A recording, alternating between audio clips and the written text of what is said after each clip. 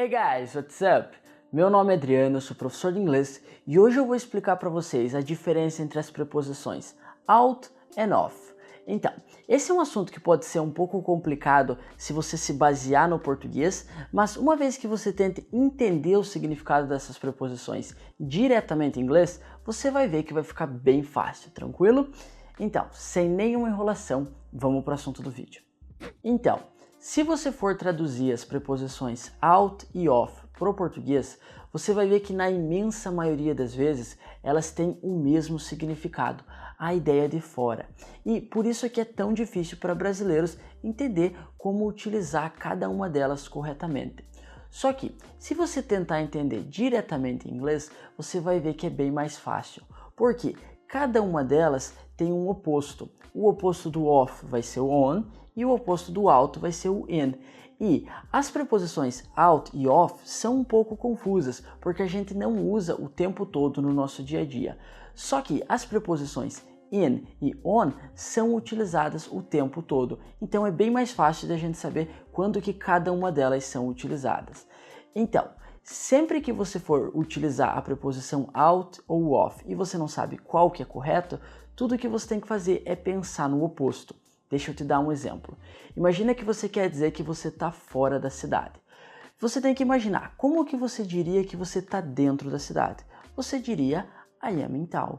Então, para você dizer que você está fora da cidade, você vai usar o oposto do in e você vai falar I'm out of town. Beleza? Mais um exemplo. Imagina que você quer dizer que você está fora do ônibus e você não sabe se você deve utilizar o off ou o out. Então, tudo que você tem que pensar é no oposto. Como que você diria que você está dentro do ônibus? Você diria I'm on the bus. Então, para você dizer que você está fora do ônibus, você vai ter que utilizar o oposto do on, o off. I'm off the bus. Tranquilo? Deixa eu te dar mais alguns exemplos para ficar bem simples de você entender. Imagine que eu fale as seguintes frases para vocês. Primeiro, I'm out of the swimming pool e segundo, I'm off the train.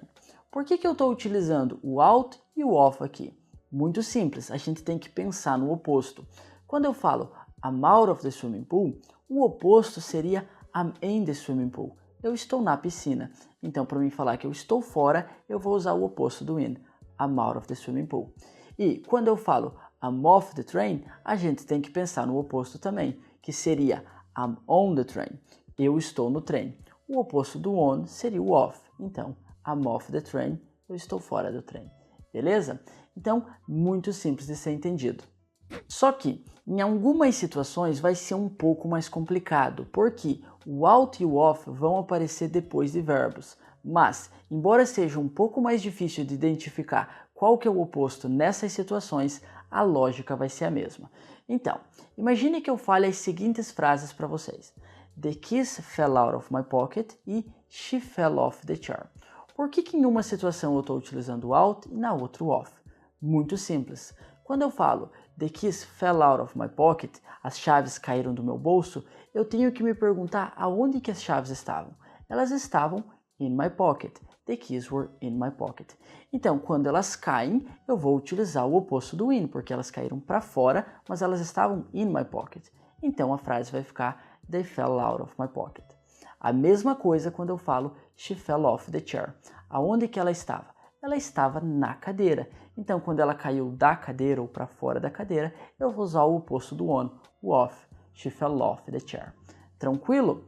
Então, um outro problema que talvez vocês possam ter é que talvez seja um pouco difícil identificar qual que é o oposto do out e do off, porque às vezes vocês não sabem exatamente como utilizar o in e o on. Mas, como eu falei no início do vídeo, o in e o on são muito mais comuns. Então, se vocês ainda têm dificuldade em como utilizar o in e o on, talvez vocês devam colocar mais ênfase em aprender como utilizar eles, e aí, conforme vocês aprenderem como utilizar o in e o on, vocês só precisam utilizar essa lógica para utilizar o off e o out. Beleza?